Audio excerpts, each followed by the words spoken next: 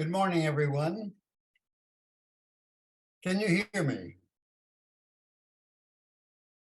I don't think Brian and Marlene McCracken need any introduction to the congregation, being longtime members with us. But a little bit of background about this morning. About a month ago, back in April, due to some program scheduling changes, we found ourselves without a speaker for this morning's breakfast. And very quickly, Michelle came up with the wonderful suggestion that seeing that the McCrackens would be in London and would be coming back, perhaps they would share some of their experiences at that time.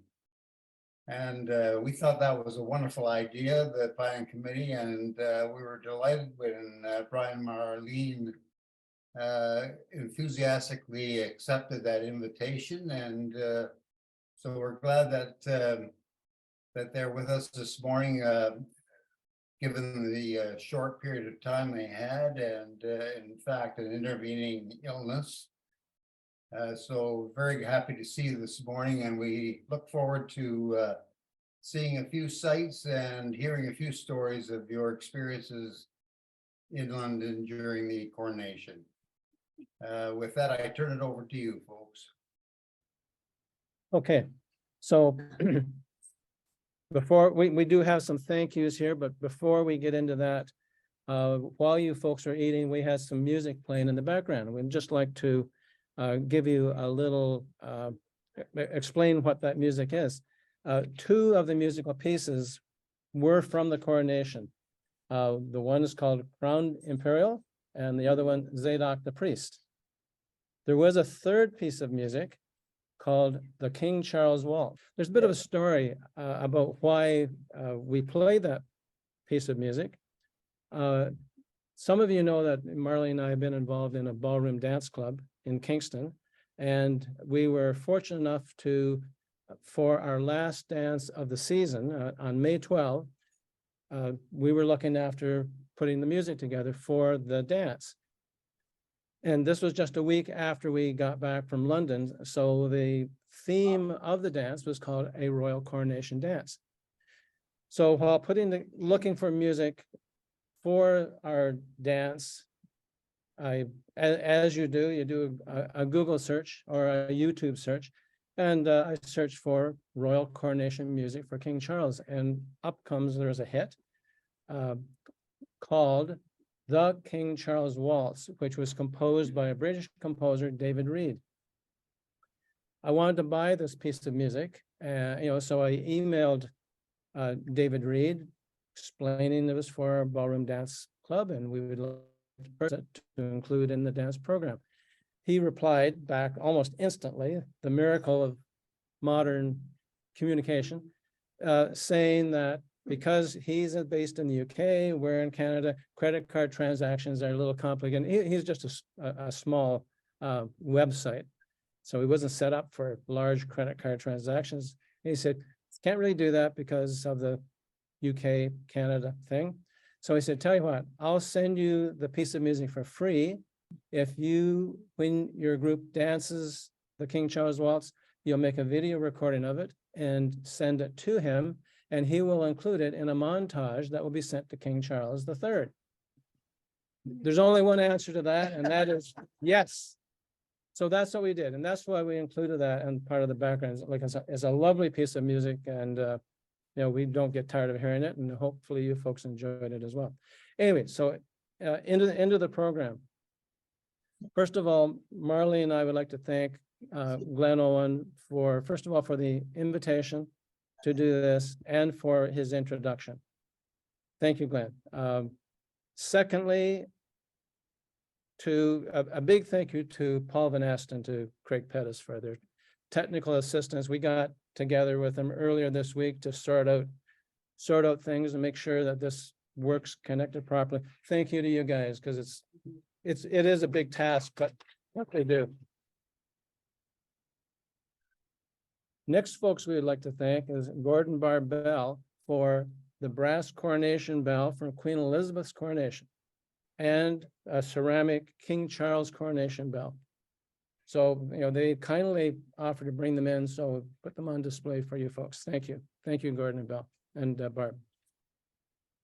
We'd also like to thank, let's see, Superior Family Court, Madam Justice Robertson for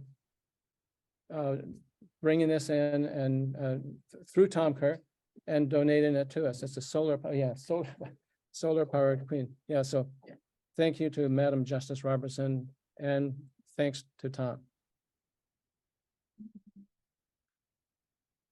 And we want to thank all you folks for attending. It'd be it'd still be fun, but it's a lot more fun when everybody else is, all you folks are here. So thank you for coming up so early in the morning for this. One of the most important and enjoyable things on the trip was the people that we got to meet. And waiting at the airport, we were able to talk with a young woman who is an architect from Iran. We were able to talk to another couple, and in visiting with them, I just happened to mention that I had been interviewed by Heather Hiscock when I was over to London for the royal wedding. And the lady said, "Oh, I went to high school with Heather Hiscock and her sisters from Owen Sound." Really? We used to live in Kincardine. So then we got sitting across from a gentleman, and he was a little fidgety because the plane was a little late in leaving. And so we started a conversation, and turned out he was a university professor of statistics at 31 different universities, and he hailed from Ethiopia. When we were talking to him, we mentioned that we had been chosen by the Monarchist League of Canada to come over to London for the coronation. A gentleman turned around who had his back to this man from Ethiopia and said, "Oh, I'm with that organization as well." Really? So now I'm going to backtrack a little. We attended the funeral of Phyllis Hannah, who you all know here from the church. At that funeral, her nephew and his wife attended, Dan and Linda Hannah. Dan and Linda had attended many of the teas, the royal teas that I held here at the church. So I was visiting with them, and they said, "Oh, Linda's relative is going to be on the trip with the Monarchist League."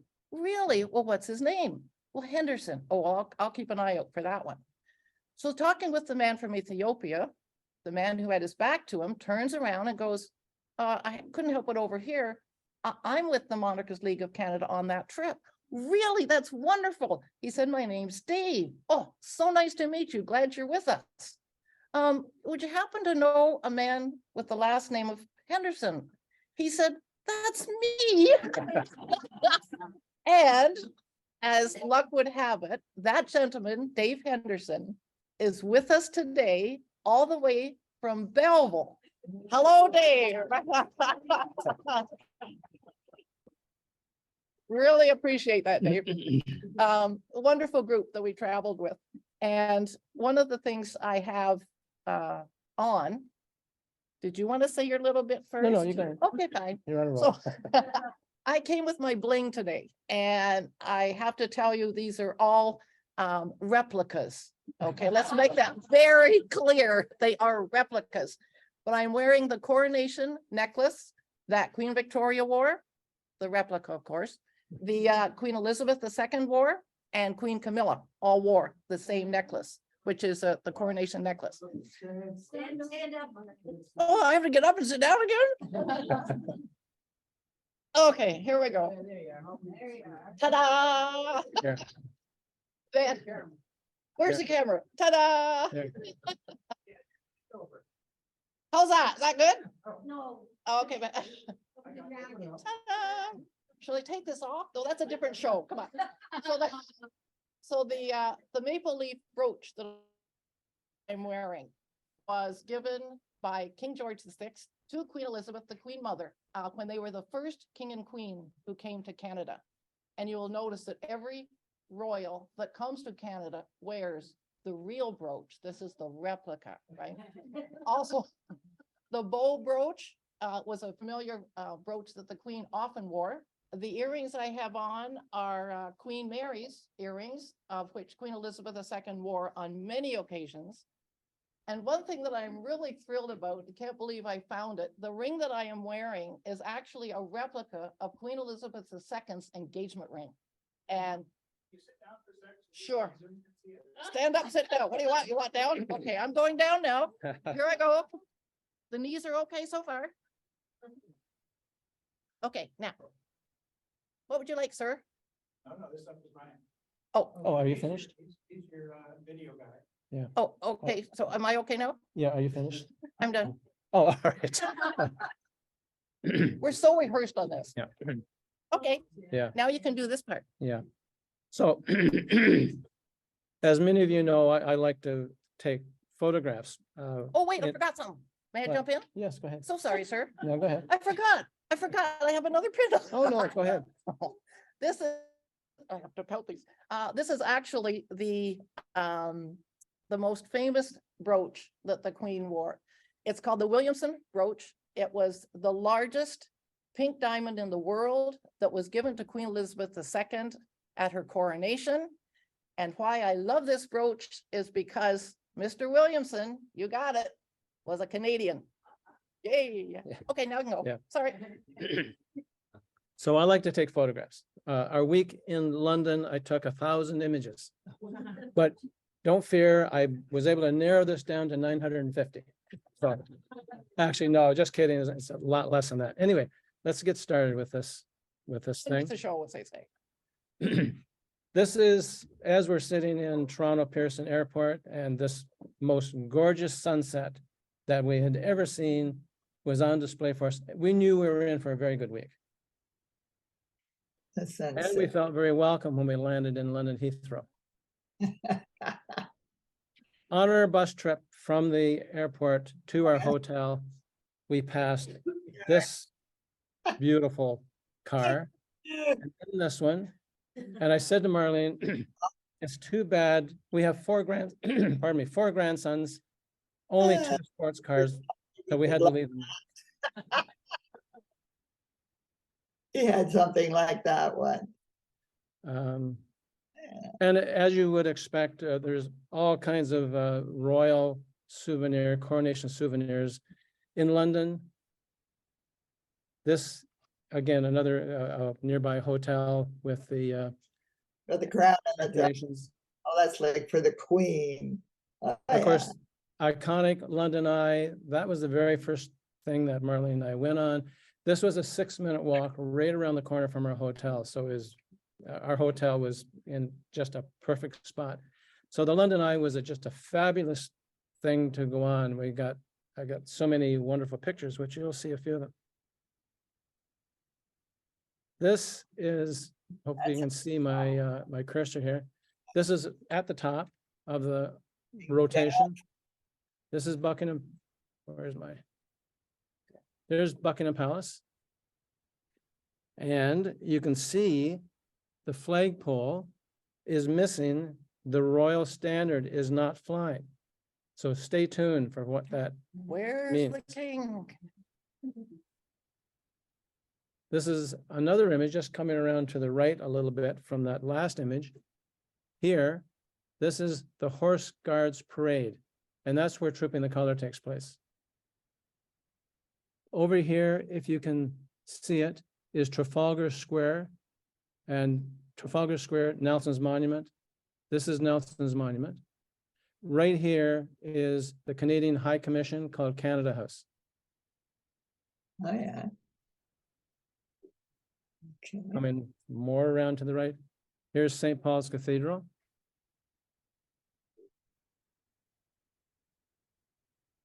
And this is another London landmark called the Shard. Oh, yeah. Interesting, the views. So now we're in the Houses of Parliament. Everybody knows that Houses of Parliament with the That's Elizabeth Tower, and the bell is called Big Ben. Big Ben. That's the bell. Around here, in this area, this is Westminster Abbey, which of course where the coronation itself will be taking place. And this church is called St. Margaret's Church. And Marlene will give us some more information on St. Margaret's Church a little later. Okay, we're now off the eye. ready to cross Westminster Bridge. Actually, what we're doing that day is we're taking a walk around, up around Westminster Abbey and around this area. Actually, we did 12,000 steps that day, so that was a lot. That was lots of steps. So with the Houses of Parliament, this is called the South Bank Lion because it's on the south bank of the Thames. Beautiful lion. Everybody knows who this, who this is, Churchill. And Churchill. you see the workmen, they're building platforms for the press who will be reporting on the procession, because the procession will be moving right along this street. This is right across the street from the front of Westminster Abbey. And these are the broadcast booths that all the media from all around the world will be broadcasting from. And all you folks who watch, it would be from this area. Uh-huh. We're walking along just outside of Westminster Abbey. Our eyes were drawn to this Canadian flag, which you maybe not be able to see it that well. This is a piper from Ottawa who was in London earning money, tuition money. He was a medical student. I think we paid for it. Oh,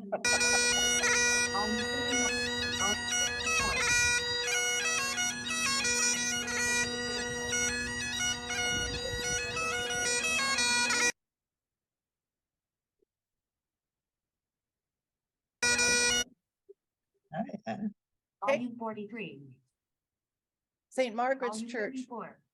right beside Westminster Abbey, was the church where all the volunteers and all the organizations that the king is a patron of got to stay at St. Margaret's Church, and that's where they watched the coronation from on big screens. Now we're moving on down the street, around the corner. This, everybody knows, this is the front of Westminster Abbey. Lots of security, as you would expect, all over the place. Yeah. Now this is, we walked around Westminster Abbey. This is the back of Westminster Abbey. And Wait, what do we see? Go. yeah, the Royal Standards flying. What does that mean? Right. It means that the king is in residence. Why is he in residence at Westminster Abbey way before the coronation? It's because he held a reception for all the volunteers at Westminster Abbey. So, you know, if the Royal Standard's flying, he's in residence. We found him. Now this, the picture you just saw is across the street from this. This is the back of the Houses of Parliament. And you can see this screening, security screening behind that, obviously made to look like the facade of the building with, again, more security. And you can see that serious security, like very heavy automatic weapons that, and you saw this all over the place. Yeah. Yeah. This, pardon me, this is the royal, the British banner for King Charles III. Different one in Canada, which you'll see later, but this is the one in Britain. The daffodil and the rose. Yeah, the Battle of Now, Britain. this is the Battle of Britain monument. This is adjacent, right along the Thames, just as you cross Westminster Bridge. And this is a monument to the few. The few being the pilots who took part in the Battle of Britain from 1910 to October 31, 1940. This is designed as a physical monument, which it's at eye level to the viewer, allowing the viewer to interact with the monument. It is very moving. And here's a Oh, yeah.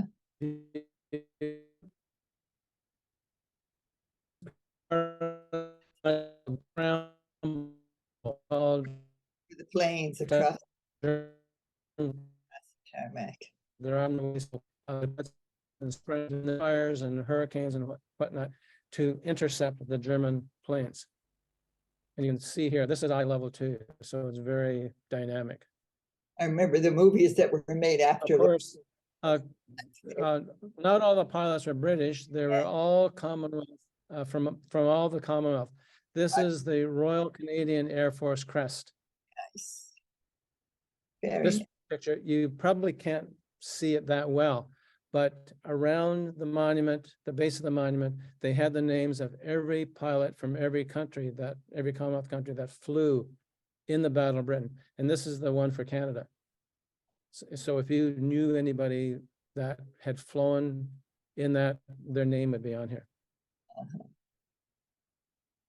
Adjacent to the Battle of Britain monument is the Royal Air Force Memorial, and is dedicated to the memory of all of the casualties of the RAF. On top of the stone pylon is a globe bearing the gilded eagle with its arms outstretched. That's taken from the RAF badge. It faces east toward the River Thames, facing nominally toward France, which of course, where much of the fighting took place. Uh-huh.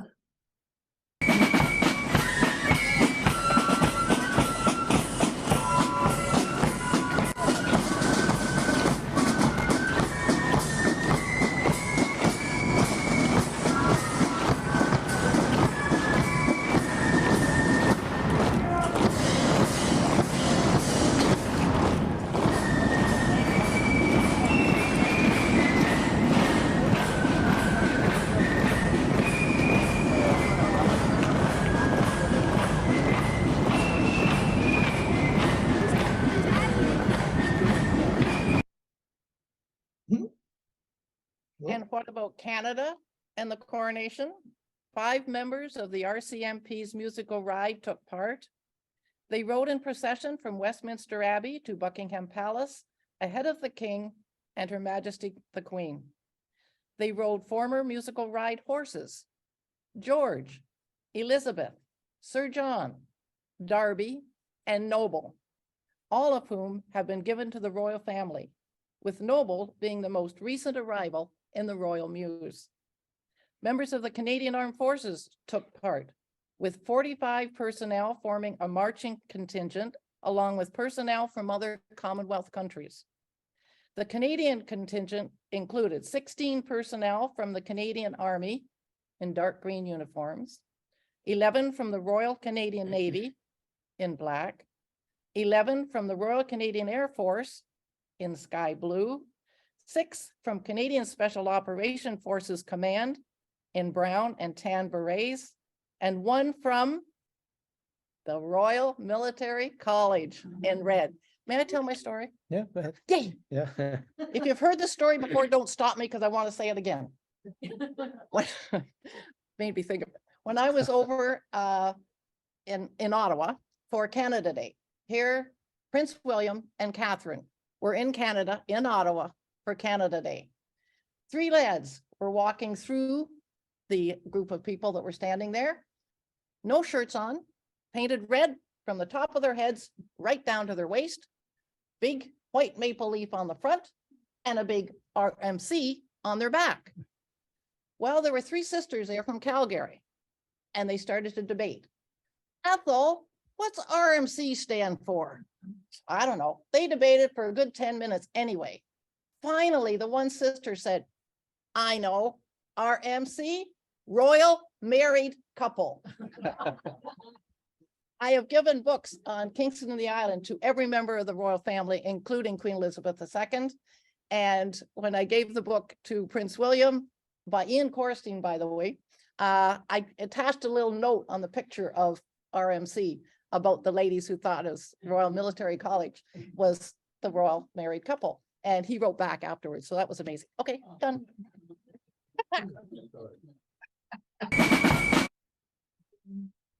Okay, this is On Wednesday, 10 of our Monarchist League members, led by Jonathan, took the 9:36 train from Waterloo to Hampton Court. with a short walk over the river to the palace. This is Hampton Court visit. Several renovated, re-renovated, expanded, added to, and partially burned over the years. Cardinal Wolsey renovated the original palace, Henry VIII, who acquired it from Wolsey in 1529, and then added a bit here and a bit there. William and Mary found London too stifling and the air in Richmond much better. And then Victoria, who preferred to live in London, finally is its most recent role as a location of grace and favor apartments. We were taken through the palaces by a wonderful blue badge guide, Christine. She guided the crew expertly through the kitchens, which were some of those former grace and favor apartments, to the private gardens, restored to William and Mary's glory, and the double throne rooms of William, where in 1980, as grace and favor apartments, was the center of a fire and resulted in the expert reassembly of a fallen chandelier. As luck would have it, there was a tulip festival. So lots of photos to be taken. This is just inside the entrance to Hampton Court Palace. Some of the lovely tulips. Lovely. Mhm. That's At okay. 6 p.m. on June 7, 1520, Henry VIII of England met Francois I of France near Calais for an astonishing grand European festival designed to improve relations between the two great rival kingdoms. So magnificent was the occasion that it became known as the Field of Cloth of Gold. To celebrate their newfound friendship, orchestrated by Henry's right-hand man, Cardinal Thomas Wolsey, Henry and Francois had agreed to meet, and now, in a shallow valley, a little to the south of Calais in northern France, the two kings embraced warmly. The momentous moment marked the start of 18 days of feasts, tournaments, masquerades, and religious services, set amidst a sea of specialty built and incredibly elaborate tents, banqueting houses, and portable palaces. So you can see the portable Hampton Court Palace, and right in front of it is a fountain. So take note of that. See the cursor here? And there's a little gentleman over to the right, not Right. feeling too well that day. There is the original fountain that you saw in that painting, which was from Queen Elizabeth II's paintings collection. And the gentleman here, which I thought it was because he missed getting into our tour group, which was amazing, but apparently no, that wasn't the answer. Interesting. Oh, wow, look at that. Gorgeous. So fresh. This, pardon me, this is the gatehouse to the inner court at Hampton Court Palace. And note here, a very large astronomical clock. So a closer view of this. The astronomical clock was installed in 1540 and it's still functioning, having been restored a number of times. Interesting thing about this clock, it's pre-Copernican. Now, we have to go back to public school perhaps, but Copernicus was the person who realized that the sun, this Earth circles the sun, whereas this clock, the sun is circling the Earth. You know, why they call it pre-Copernican. But it is still functioning. There are many beautiful tapestries in Hampton Court Palace, and this is one of the workers.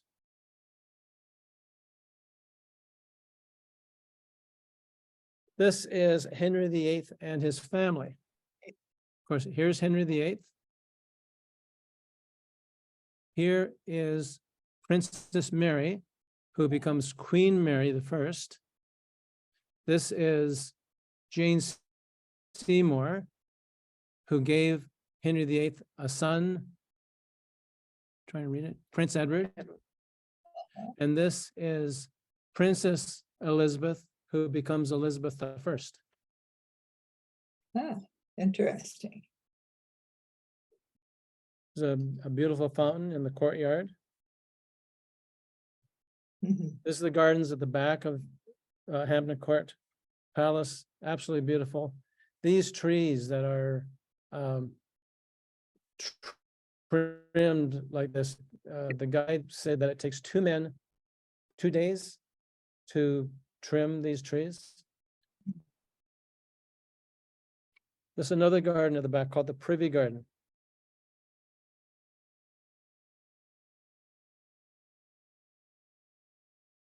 These are Canada tulips. How surprised we were to see those, like, what?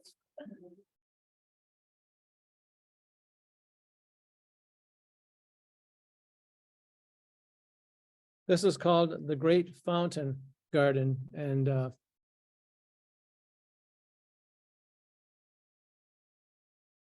I guess my screen is hiding some of it here. Oh, there. You can just see the edge of the fountain. We have more scenes. Oops, back here. More scenes of the garden and the beautiful flowers.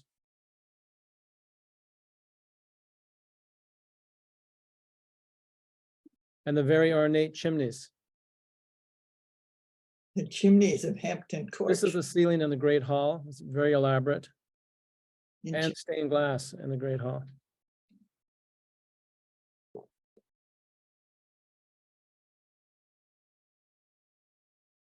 There are a series of images here showing the paintings on the staircase, which is called the King's Staircase. The paintings were done by Italian Baroque painter Antonio Verrio. And these murals create the illusion of a great Roman hall as the setting for a competition between Alexander the Great and Julius Caesar.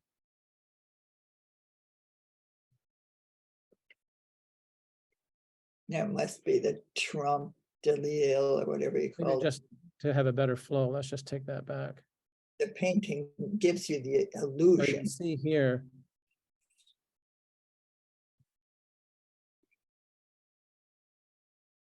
This is the leftmost image in the and to the right. Right. So this is away from Hampton Court Palace. We're back on Westminster Bridge. This fellow, all dressed in his finery, is on his way to the Mall. Now this is the day before the coronation, and these are some of the flowers along the Birdcage Walk. And the Birdcage Walk is roughly runs parallel to the Mall. But there's a waterway in between. So as we were walking along, it looked like construction workers sort of stopped us. There was a small laneway and they said, oh, could you stop? We have some stuff that has to go through. Okay, so we went across and stopped and the rest of our group stayed there. And what do you think they were clearing the road for? The king and queen and their Bentley went by. We're like, really? So then we carried on with our walk. More beautiful flowers along the Birdcage Walk. And these are just a few pictures. I could have taken, there are many, many more. It was absolutely beautiful. So here we are in the Mall. Traditionally, you would see Union flags all the way down the Mall. And as a word of note, they are Union flags, which is correct because when it's on a ship, so it would be so the Mall. This was the first time they interspersed the Union with Commonwealth flag, and you can see this in the. That was a first. Commonwealth, I This guess. Image here, you can see people that have camped out on the Mall to have a good position for the next morning when the king and queen will be coming along in their procession. So you can see these are serious people. They have their tents On the other side of the mall, you can see some Canadian flags. Even our own Dave I was Henderson. gonna say, isn't that Dave? Yeah. Dave Henderson, yeah, Oh, good night. Dave Henderson. And he said it was a very convivial group that he was with. It was a great experience. Here we have, again, on the mall, a couple of statues, one for King George VI, and this Queen Elizabeth, the Queen Mother, with one of her very loyal royal subjects, with the coronation program.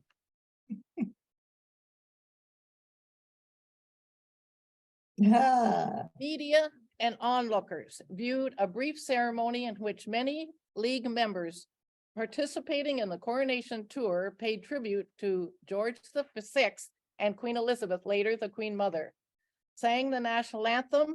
We won't go into how well that was done, and displayed with pride that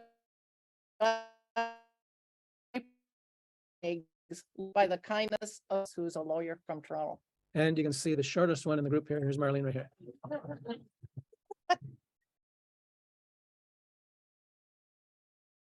that's nice. The group now headed to Canada House, which is on Trafalgar Square. Remember the picture back at the beginning I showed from the top of the eye where Canada House was and Nelson's Monument. So Canada House, and the next image, again, showing the side of Canada House, you can see this flag here. This is Canada's coronation emblem, which Marlene will explain right here. The Canadian emblem for the coronation of His Majesty King Charles III was created to mark the first crowning of a Canadian monarch in 7 decades, an historic occasion. The royal monogram C3R in the center of the emblem and the royal crown at the top are personal symbols of the king. The ring of triangular shapes evokes the image of a string of pennants displayed for a celebration.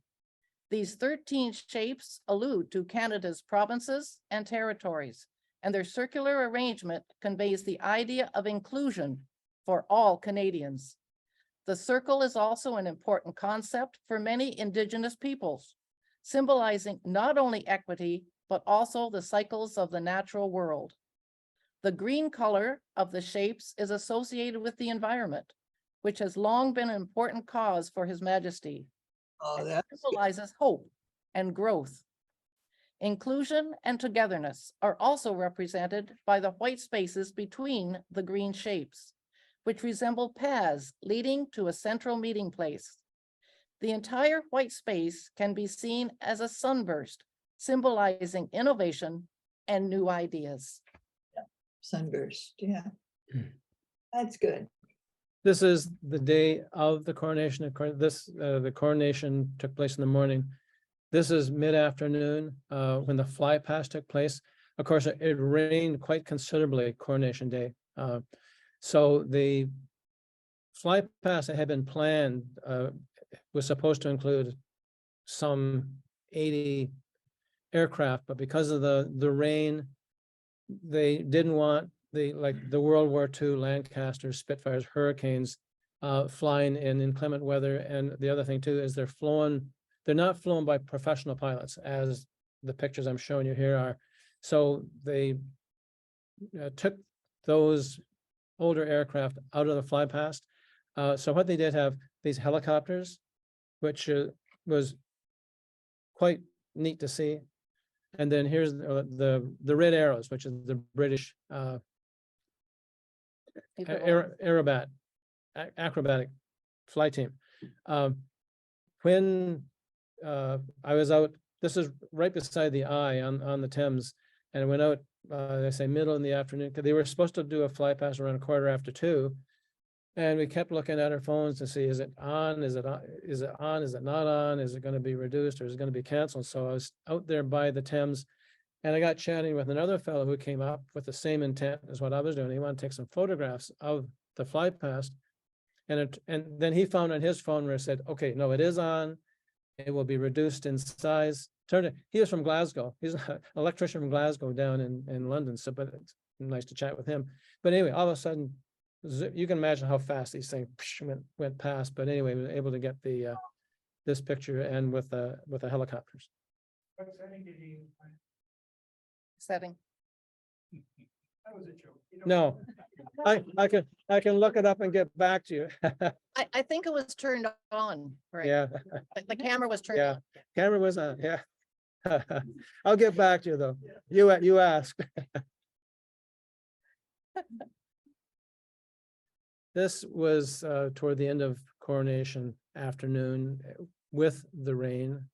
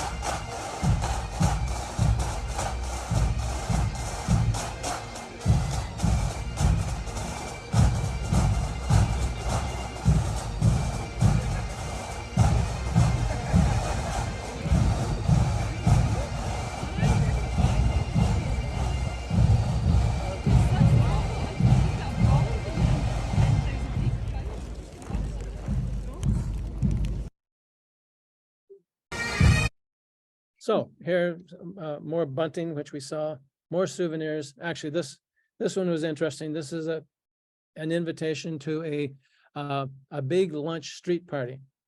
This is in one of the posters, and again, more souvenir pictures.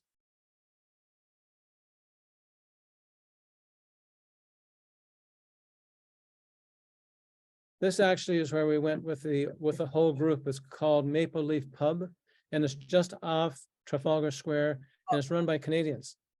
So the Monarchist League group will always go there and take that in. These are flowers that were in our hotel.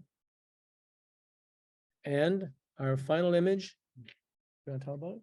Now, some refer to this as high tea, and that would be incorrect. The Duchess of Bedford, feeling a bit hungry around 4 or 5 o'clock, decided she would like to have some food before her major meal. And it would consist of meat, potatoes, and vegetables. And that is what is known as high tea. What you're looking at here, the sandwiches and the scones and whatnot, is called a cream tea. So there's a difference there. And it was very good, by the way. Yeah. So thank you. So I'd like, Yeah. Well, Marlene, and in closing, I just wanted to read a message from the king himself. In his message to the nation, the king said, as the coronation weekend draws to a close, my wife and I just wanted to share our most sincere and heartfelt thanks to all those who have helped to make this such a special occasion. We pay particular tribute to the countless people who have given their time and dedication to ensuring that the celebrations in London, Windsor, and further afield were as happy, safe, and enjoyable as possible. To those who joined in the celebrations, whether at home, at street parties and lunches, or by volunteering in communities, we thank you, each and every one.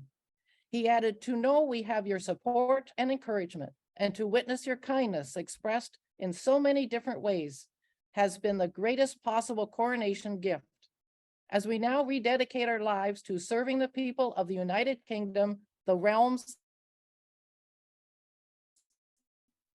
and